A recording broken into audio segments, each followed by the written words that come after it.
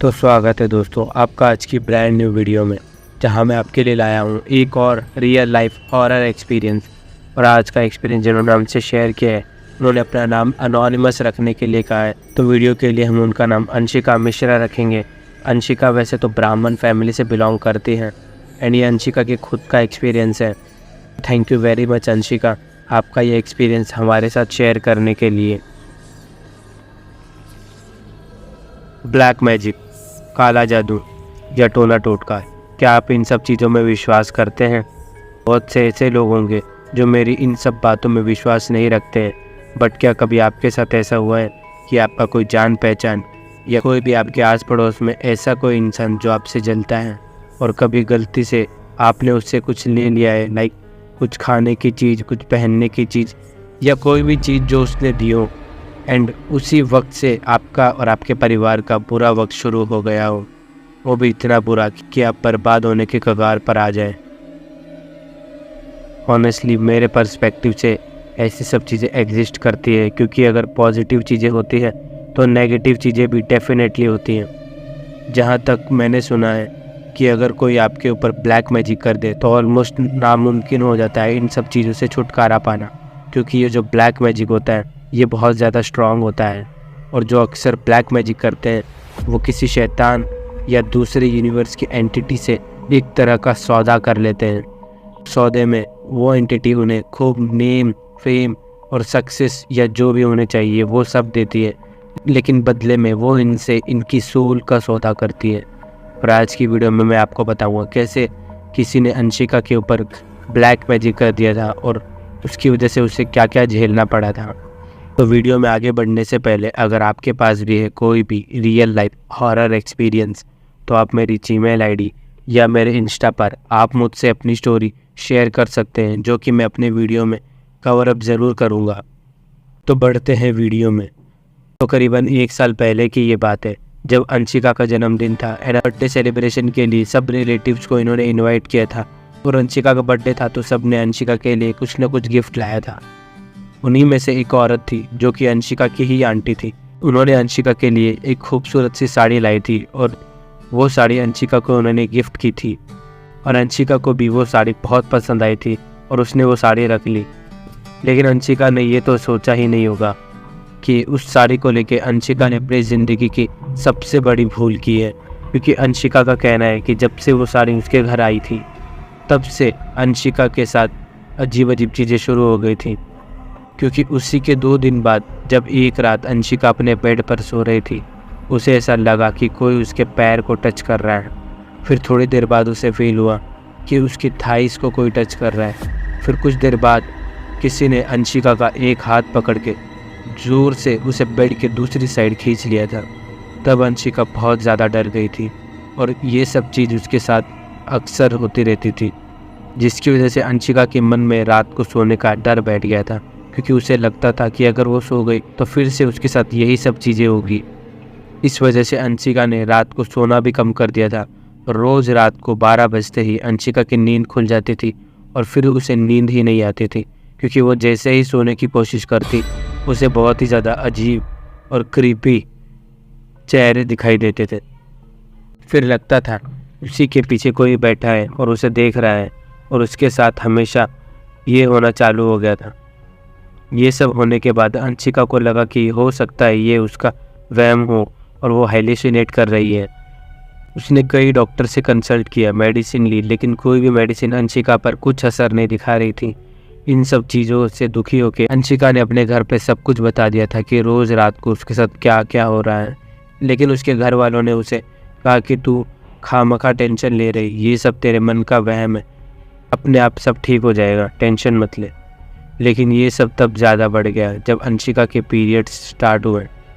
अंशिका ने बताया कि पीरियड्स में उसको ना के बराबर ब्लीडिंग होती थी और पूरे दिन भर उसके पेट में पूरी तरह से दर्द होता था, और दर्द के साथ साथ उसके पेट में बहुत ही ज़्यादा जलन होती थी। उसे लगता था कि उसके पेट में मानो आग सी लग गई है और उसे लगता था कि शायद से उसके पेट में सूजन भी आ गई है। ये सब होने के बाद धीरे धीरे अंशिका की तबीयत दिन ब दिन और ख़राब होने लग गई थी। उसका शरीर मानो दिन ब दिन सूखे जा रहा था और अंशिका ने खाना पीना भी ऑलमोस्ट कम कर दिया था। वो लोगों से ऑलमोस्ट दूर हो चुकी थी, क्योंकि उसे लगता था कि उसे कुछ होश ही नहीं है, ना किसी से बात करना, ना कहीं किसी से घुलना मिलना। सारा दिन घर पर बैठी रहती थी। कभी कभी जब वो घर से बाहर जाती थी तो कई बार ऐसा हुआ है कि रोड क्रॉस करते टाइम उसकी आंखों के सामने अंधेरा छा जाता था, और कभी कभी उसे सब कुछ धुंधला दिखाई देने लगता था। और ये ज़्यादातर तभी होता था जब अंशिका घर के बाहर होती थी।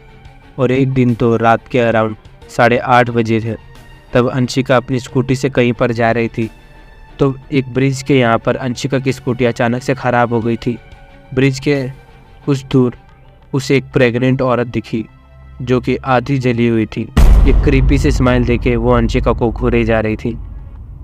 ऐसे ही जब दिन ब दिन अंशिका की तबीयत और ख़राब हुए जा रही थी, तब अंशिका ने फुल बॉडी चेकअप कराया तो उसे पता चला कि उसका लीवर ऑलमोस्ट डैमेज हो चुका है। बट किस रीज़न से हुआ ना अंशिका को पता है, ना ही डॉक्टर को। जैसे जैसे दिन बीते जा रहे थे, अंशिका की ज़िंदगी मानो नर्क जैसी होते जा रही थी। धीरे धीरे उसका वज़न कम होने लग गया था। वो एकदम सूख चुकी थी, क्योंकि उसे खाना भी खाना नहीं हो रहा था। उसके मुंह के अंदर भी सूजन आने लग गई थी, और कुछ दिनों बाद पता चला कि खून की कमी की वजह से उसे एनीमिया हो गया है। डॉक्टर से कंसल्ट करके तरह तरह की दवाएं ली, लेकिन कोई भी दवाई लग रहा था कि अंशिका पर कुछ असर ही नहीं कर रही है। दिन ब दिन अंशिका की तबीयत और बिगड़ती जा रही थी। अब अंशिका ने सोचा कि कम से कम रात को उसे अच्छी नींद आ सके। इस चक्कर में अंशिका ने नींद की दवाई लेना भी स्टार्ट कर दिया था, लेकिन नींद की दवाई भी अंशिका पर कुछ असर नहीं कर रही थी। नींद की दवाई लेने के बावजूद अंशिका की नींद रात में टूट जाती थी। फिर पूरी रात अंशिका बस बिना सोए रहती थी। उस वजह से अंशिका को स्लीप पैरालिसिस भी होने लग गया था। अब अंशिका का बिहेवियर भी दिन ब दिन बदलने लग गया था। जब भी कोई घर में उसको खाना खाने के लिए बोलता, तब वो उन पर गुस्सा करने लग जाती थी, चिल्लाने लग जाती थी। फिर एक दिन घर वाले अंशिका को किसी फैमिली फंक्शन के लिए लेके जा रहे थे, तब अंशिका ने वही साड़ी पहनने का डिसाइड किया जो साड़ी अंशिका को उस दिन उसके बर्थडे पर आंटी ने उसे गिफ्ट की थी। जैसे ही अंशिका ने वो साड़ी ओपन की तो उसने देखा कि साड़ी के बॉर्डर पर स्क्वायर कट्स थे, मानो किसी ने जानबूझकर वो कट्स लगाए थे। फिर अंशिका ने अपने घर पे सबको वो साड़ी के कट्स दिखाए। फिर उसके घर वालों ने उन्हीं के कोई जान पहचान को वो साड़ी दिखाई, जिसे इन सब चीज़ों का नॉलेज था। अंशिका ने उसके साथ जो जो इतने दिन से हो रहा था वो सब बातें भी उन अंकल से शेयर की। फिर ये सब सुनने के बाद उन अंकल ने अंशिका के घर वालों को कहा कि जितना जल्दी हो सके ये साड़ी को जला दो, क्योंकि जिसने ये साड़ी अंशिका को दी है उसने आपकी बेटी पर काला जादू किया है। और जितनी भी बात अंशिका ने आपको बताई वो सच में उसके साथ हुआ है, क्योंकि अंशिका के ऊपर काला जादू किया गया है।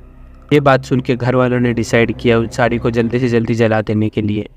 ये सब होने के बाद जब उस रात अंशिका घर आके सो गई, तब उसी रात अंशिका को स्लीप पैरालिसिस हुआ और उसने देखा कि एक औरत उसके सामने खड़ी है जिसकी आंखें एकदम लाल हैं, और वो गुस्से में अंशिका को एक क्रीपी स्माइल देते हुए देख रही है और धीरे धीरे अंशिका की तरफ बढ़ रही है। फिर अचानक से वो अंशिका के ऊपर आ गई और अंशिका का गला दबाना उसने शुरू कर दिया था। अंशिका पूरी तरह से डर गई थी। वो उठना चाहती थी, वो चिल्लाना चाहती थी, लेकिन अंशिका अपनी एक उंगली तक नहीं हिला पा रही थी। उसने बहुत कोशिश की चिल्लाने की, अपनी मम्मी को जगाने की, लेकिन वो कुछ नहीं कर पा रही थी। उस क्रीपी औरत ने अंशिका का गला इतनी ज़ोर से दबाया कि अंशिका हैंडल ही नहीं कर पाई और वो बेहोश हो गई। जब सुबह अंशिका की नींद खुली तो उसने देखा उसके गले पर भी निशान पड़ गए हैं। अब अंशिका ने बिल्कुल भी देरी नहीं की उस साड़ी को जलाने के लिए। अंशिका ने वो साड़ी ली और एक नदी के किनारे जाकर उसने उस साड़ी को जला दिया। लेकिन उसी समय अंशिका के पास एक छोटी सी लड़की आई जो कि अंशिका को घूरते हुए एक बहुत ही ज़्यादा क्रीपी स्माइल देते हुए जलती हुई साड़ी पर पानी फेंक दिया और उस साड़ी को बुझाकर वो वहाँ से चली गई। अब की बार अंशिका डरी नहीं, उसने फिर से उस साड़ी को जलाया और तब तक वहाँ से हिली नहीं जब तक साड़ी जलकर राख में नहीं बदल गई। और अंशिका ने उस जली हुई साड़ी की राख को नदी में बहा दिया। उस रात के बाद अंशिका ने चैन की नींद ली, क्योंकि उस दिन के बाद अंशिका को वो सब बुरे सपने आना बंद हो गए थे। स्लीप पैरालिसिस में जो औरत दिखती थी वो सब बंद हो गया था और अब अंशिका को स्लीप पैरालिसिस भी होने बंद हो गए थे। अब अंशिका धीरे धीरे नॉर्मल होने लग गई थी एंड उसकी तबीयत भी अब ठीक होने लग गई थी। और अब जो बात मैं आपको बताने वाला हूँ वो बात हमसे अंशिका ने ही शेयर की है, और उस बात को मानना न मानना आपके ऊपर है, क्योंकि अंशिका ने हमसे कहा है कि जब वो 4 साल की थी तब से लेके आज तक उसे मरे हुए लोगों की आत्मा दिखाई देती है। अंशिका ने बताया कि बहुत सी आत्माएं हैं जो उसे कांटेक्ट करती है उनकी हेल्प करने के लिए, लेकिन अंशिका का कहना है कि हमें क्या पता कि वो आत्मा पॉजिटिव है या नेगेटिव। क्या पता वो अंशिका को अपनी बातों में बहला फुसलाकर उसी के साथ कुछ बुरा कर दे, इसलिए अंशिका उन आत्माओं से दूर रहती है। तो दोस्तों यही थी आज की स्टोरी। आई होप आपको आज की वीडियो पसंद आई होगी, और अगर वीडियो अच्छी लगी है तो वीडियो को लाइक करें, कमेंट करें और अपने फ्रेंड्स के साथ शेयर करें जिन्हें ऐसी ही हॉरर स्टोरी सुनना पसंद है। और मैं मिलता हूँ आपको किसी और नए हॉरर एक्सपीरियंस को लेके। तब तक के लिए बाय बाय।